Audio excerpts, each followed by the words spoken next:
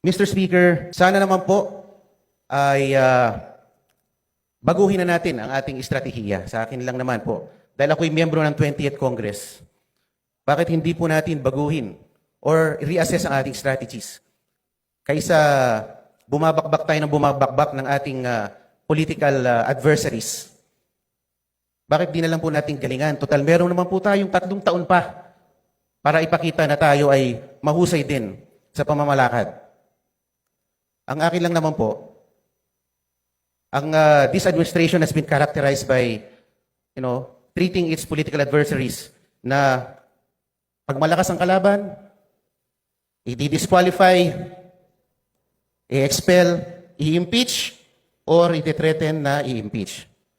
Bakit hindi lang naman po natin galingan? Meron pa naman po tayong 3 taon. Baka sakali, matalo natin si VP Sara sa 2028. Maraming salamat po.